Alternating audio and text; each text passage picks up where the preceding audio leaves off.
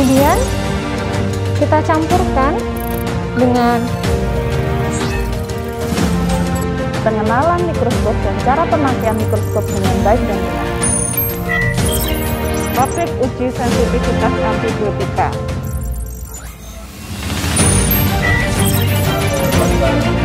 Kita memberikan kompresi.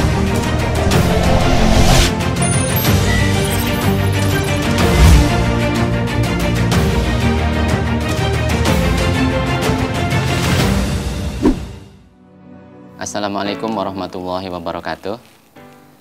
Selamat pagi adik-adik mahasiswa. Pada pagi hari ini kita akan berkumpul di sini untuk belajar tentang resusitasi neonatus.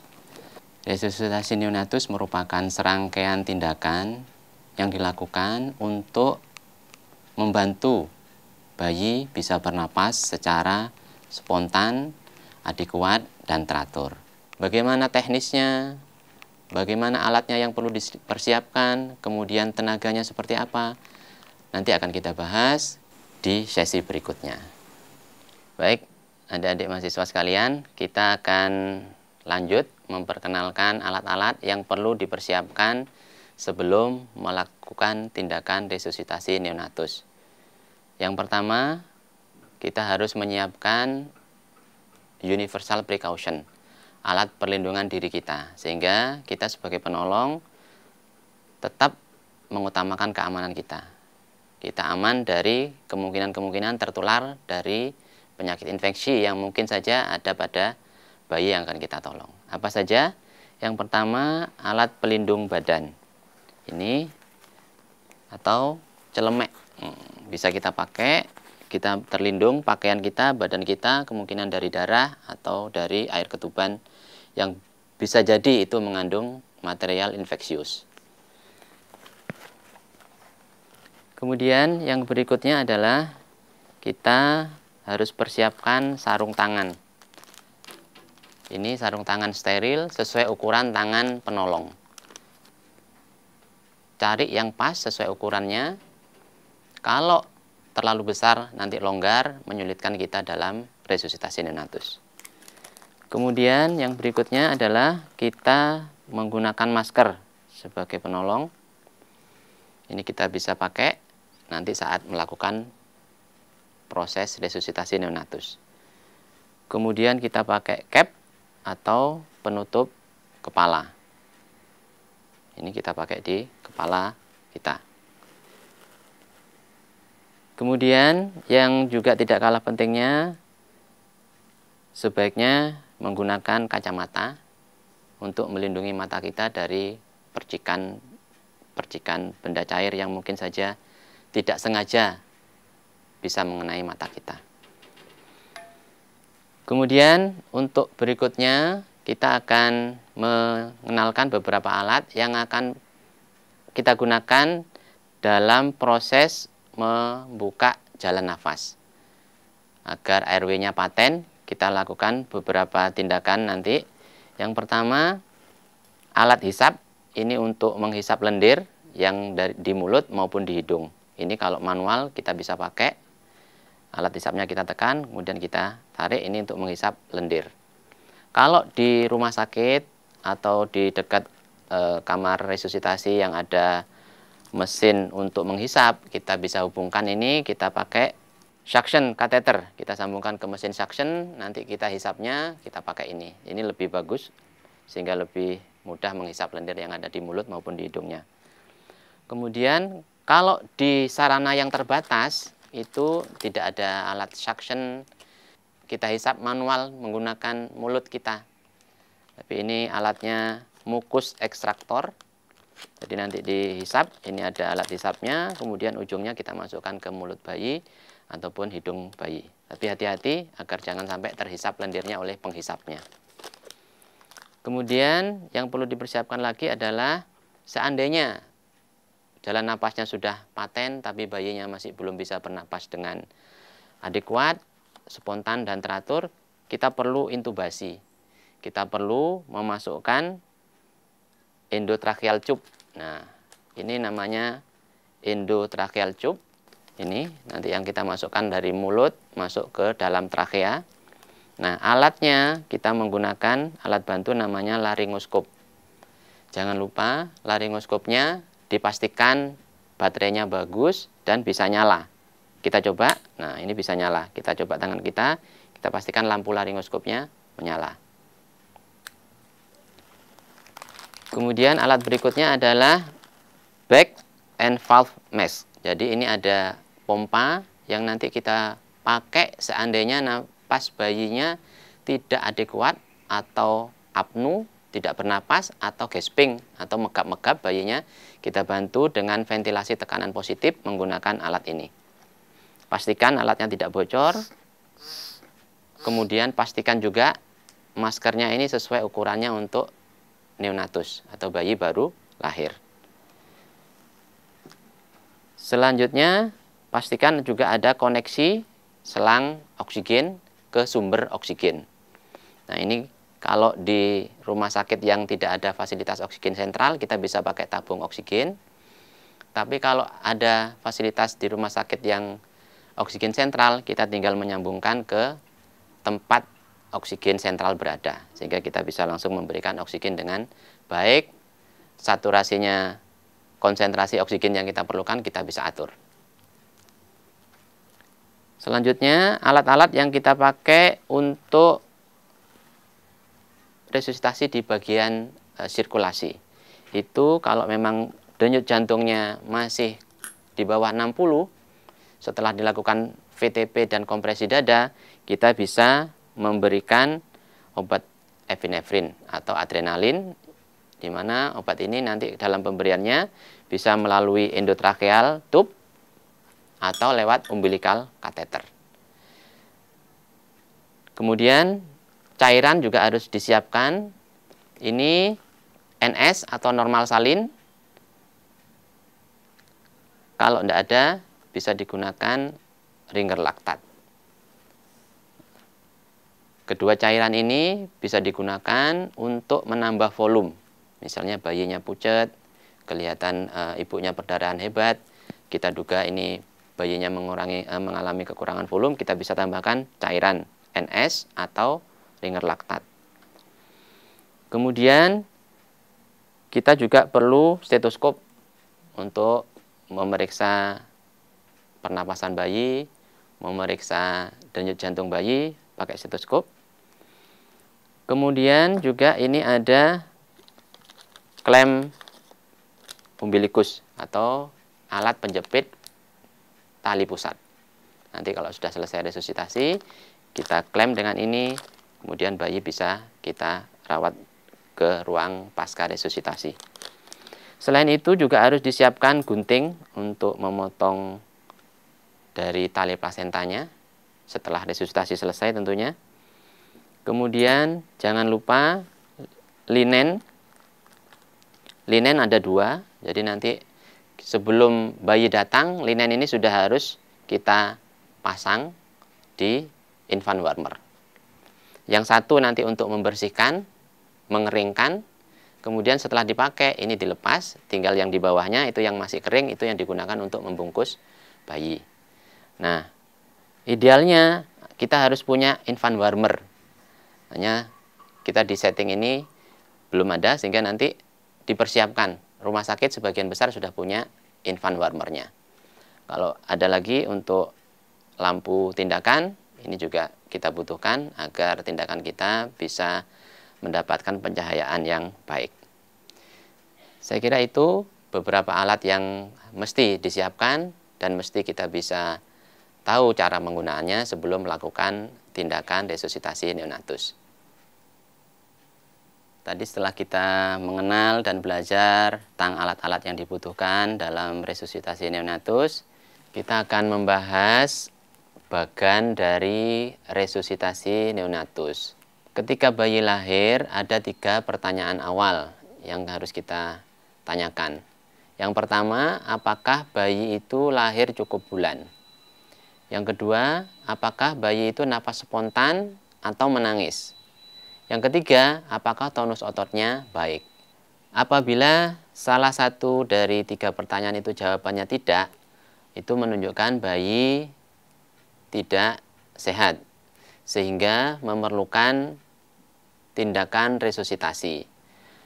Yang pertama kita lakukan adalah langkah awal resusitasi, yaitu berikan kehangatan kepada bayi tersebut agar suhunya normal, posisikan jalan nafasnya tetap terbuka, bersihkan jalan nafas bila perlu, keringkan dan berikan stimulasi.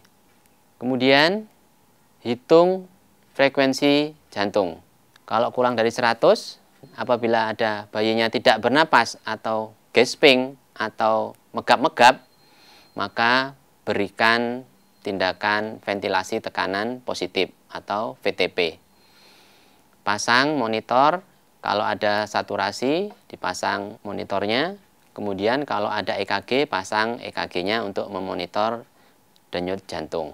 Namun apabila bayinya tidak apnu atau gasping dan heart rate-nya tidak kurang dari 100 kali per menit, maka dilakukan evaluasi apakah bayinya sesak atau ada sianosis. Kalau ada sesak nafas, ada sianosis, maka dilakukan CPAP, pemberian oksigen bertekanan positif, continuous positive airway pressure. Kemudian dilakukan lanjutan perawatan menggunakan CPAP.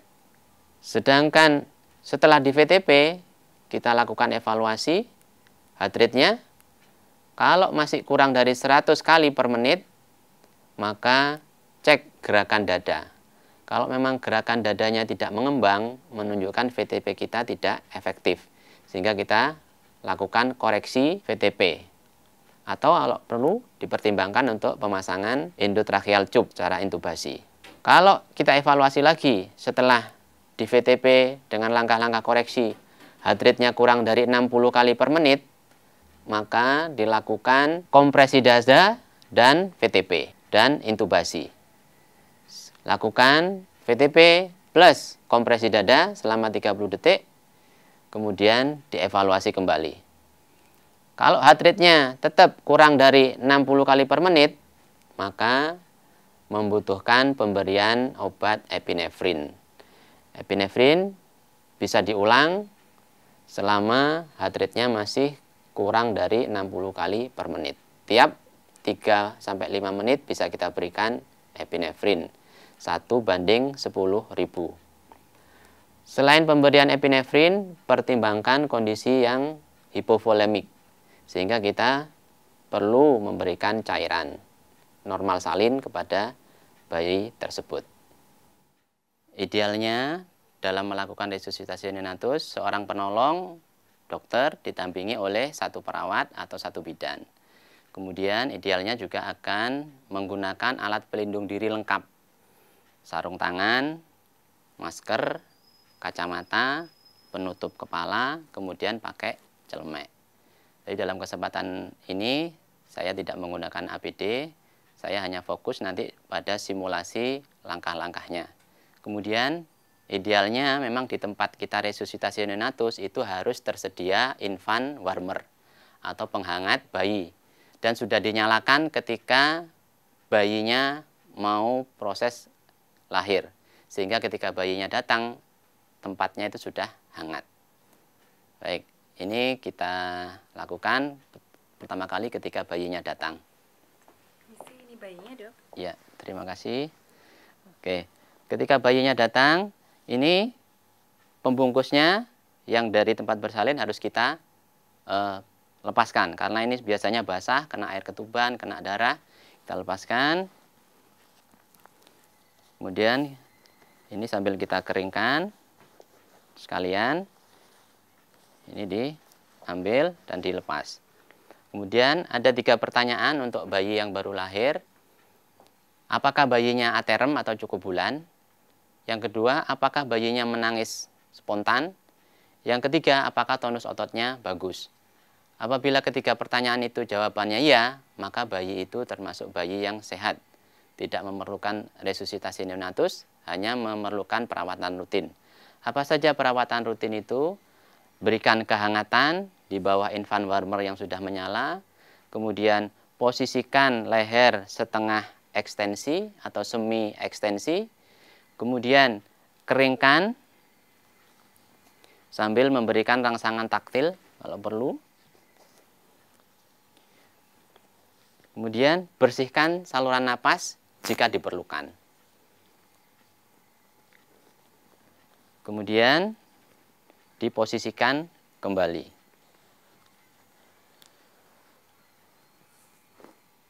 Ini perawatan rutin apabila 3 pertanyaan awal tadi semua jawabannya adalah iya.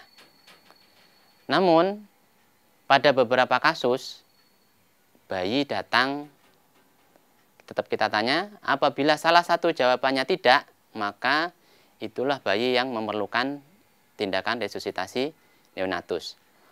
Langkah awalnya sama, kita berikan kehangatan, kemudian posisikan semi ekstensi, kemudian bersihkan jalan napas. Ini bisa dengan menggunakan alat penghisap. Kalau ada ini, hisap lendir yang ada di mulut bayi terlebih dahulu. Tekan, lepas, kemudian dibuang.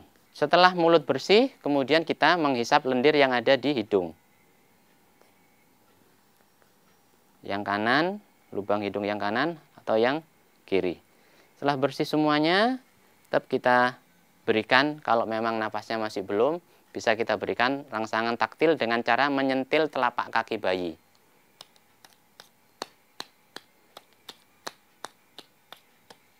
Nah, kemudian kita evaluasi dari heart rate, pernapasannya, dan warna kulitnya.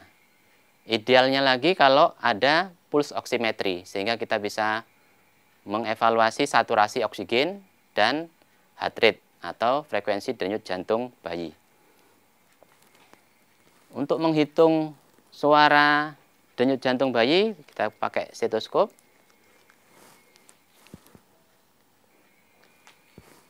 Kita bisa menghitungnya dalam waktu 6 detik dan kita kalikan 10 hasilnya.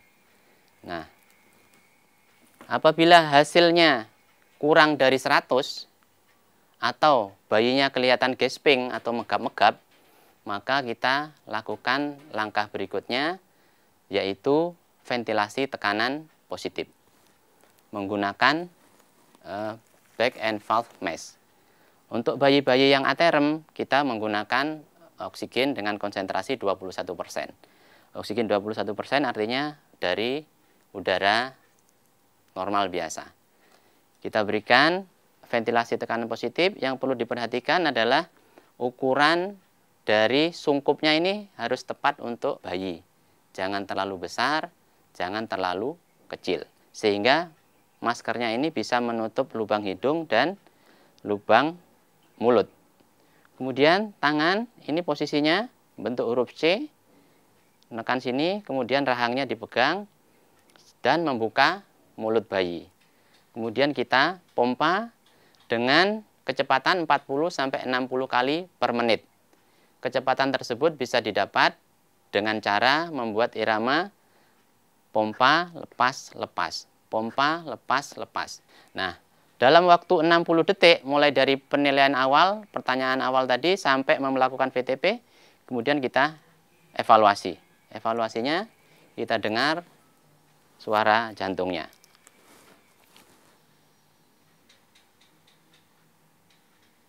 Oke. Kalau suara jantungnya lebih dari 100, kemudian napasnya sudah spontan, teratur, warna kulitnya kemerahan, saturasinya bagus, artinya VTP kita berhasil. Maka bayi bisa dipindah ke ruang pasca resusitasi. Namun, jika setelah kita VTP, hasilnya denyut jantungnya sudah di atas 100, tapi bayinya kelihatan sesak, dan saturasinya masih belum sesuai target, itu mengindikasikan bayinya memerlukan bantuan oksigen bertekanan atau CPAP, Continuous Positive Airway Pressure. Nah, kita nanti butuh alat, ada yang namanya CPAP. Sementara ini kita masih belum ada di sini. Kalau di rumah sakit ada, TEPIS resusitator atau CPAP. Nah, itu yang kita bantu apabila setelah di VTP heart rate-nya 100 tapi anaknya masih kelihatan sesak, saturasi masih belum sesuai target. Namun apabila setelah VTP tadi heart rate-nya masih di bawah 100, kemudian anaknya juga masih gasping, kita harus mengevaluasi VTP kita. Jangan-jangan VTP-nya tadi belum efektif. Maka kita perbaiki VTP kita dengan singkatan SRI-BTA, SRI-BTA. Apa SRI-BTA itu? Sungkupnya kita lekatkan, mungkin tadi kurang pas sehingga dadanya tidak mengembang. Sungkupnya dipas, sungkup. R, reposisi leher. Jadi jangan terlalu ekstensi, juga jangan fleksi. Yang betul adalah posisinya semi ekstensi. I, hisap lendir. Barangkali masih ada lendir. Disap lagi. Kalau perlu, kalau di rumah sakit tersedia suction, bisa di suction. Ini dihubungkan dengan mesin suction. Kita suction. Lendir bayi, mungkin ada darah yang dari ibunya masuk, kita suction. Dihubungkan dengan mesin suction sampai bersih. Kemudian setelah dihisap lendirnya, buka mulutnya pada waktu kita VTP. T, tekanannya kita naikkan. Tidak usah ragu-ragu tekanannya, karena kalau back and valve mask-nya ini untuk neonatus, tidak akan menyebabkan cedera pada paru bayi. Karena ini sudah ada ukurannya, dan kalau tekanan kita melebihi, tekanan itu akan keluar dari sini. Tidak akan membahayakan bayi. Sehingga tekanan harus kita tambah. Kalau memang sudah dilakukan, sungkup sudah dibetulkan, reposisi leher, hisap lendir, buka mulutnya, tekanan dinaikkan, kok dadanya belum mengembang, perlu dipikirkan barangkali dipasang ETT atau endotracheal tube. Nah, kita VTP ulang selama 30 detik, pompa lepas-lepas, pompa lepas-lepas, pompa lepas-lepas selama 30 detik, kemudian kita evaluasi.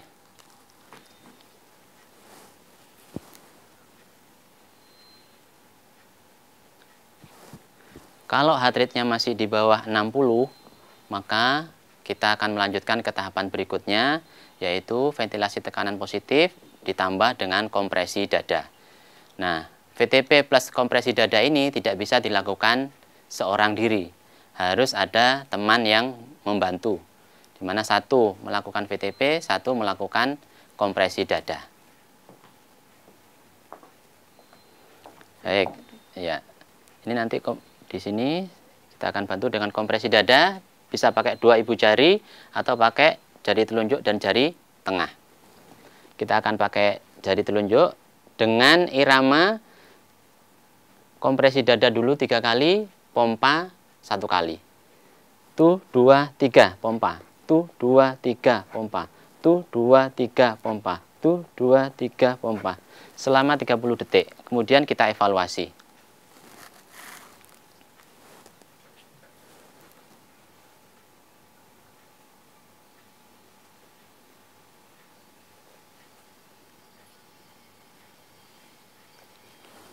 Kalau heart rate-nya memang masih di bawah 60, maka kita pertimbangkan untuk dipasang endotracheal tube atau ETT.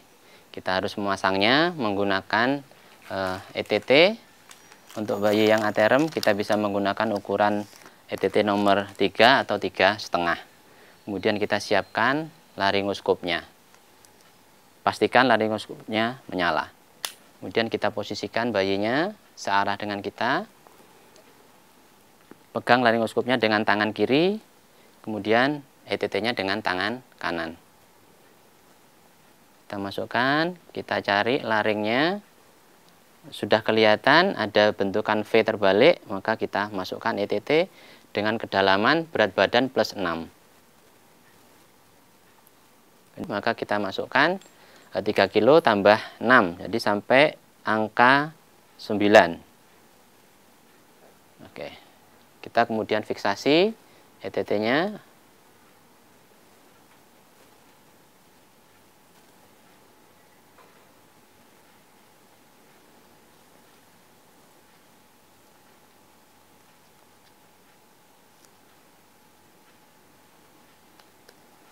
kemudian kita bisa melakukan lanjutan dari resusitasi itu dengan menggunakan ujung dari ETT-nya. Kemudian kita lanjutkan dengan VTP dan kompresi dada.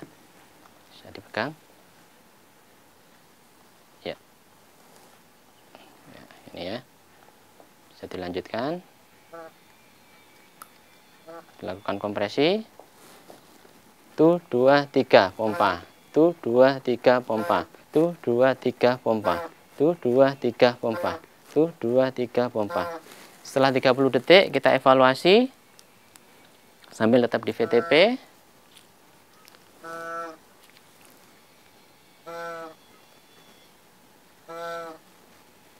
Ya. Kalau heart rate-nya memang masih di bawah 60, kita perlu memberikan obat-obatan epinefrin. Epinefrin yang dipakai adalah yang epinefrin dari 1 ampul 1 cc kita ambil, kita encerkan dengan NS sampai menjadi 10 cc. Dengan dosis 0,1 sampai 0,3 ml per kilogram berat badan. Kalau ini bayinya 3 kg, maka kita bisa memasukkan sebanyak 0,3 ml sampai 0,9 ml. Biar aman kita pakai setengah mililiter aja bisa. Kita masukkan ada 2 cara, lewat ETT atau lewat umbilical catheter. Tapi kali ini umbilical catheternya belum terpasang, kita masukkan lewat ETT.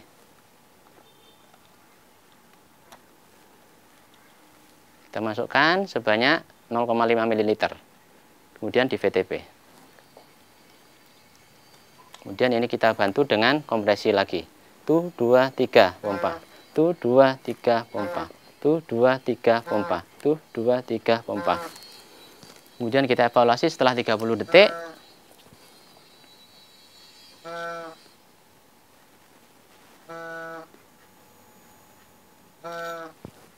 Heart rate-nya sudah di atas 100, maka kita anggap jantungnya sudah berdenyut dengan frekuensi yang baik, sehingga kita hentikan RJP, tapi tetap VTP-nya tetap dilanjutkan. Kompresi dada bisa dihentikan apabila heart rate-nya sudah di atas 100. Tapi kalau heart rate-nya masih di bawah 60, kita bisa memberikan epinefrin ini, kita ulang setelah 3-5 menit. Harapan kita setelah dilakukan VTP, setelah dilakukan kompresi dada, setelah diberikan adrenalin atau epinefrin, harapannya heart rate-nya naik. Sehingga kita bisa mendapatkan hasil yang baik.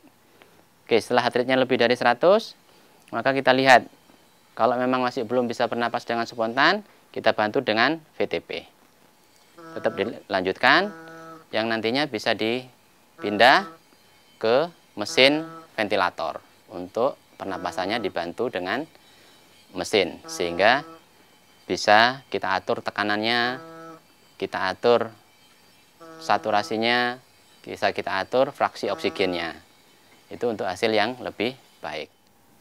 Demikian adik-adik, kita tadi sudah belajar bersama tentang resusitasi neonatus, mengenai alat-alatnya, mengenai langkah-langkah dan tahapannya sudah kita pelajari bersama. Dan sebagaimana Anda tahu, skill lab, kemampuan itu tidak bisa sekali jadi. Jadi Anda tetap harus berlatih, gunakan perlengkapan yang ada di skill lab ini untuk terus belajar.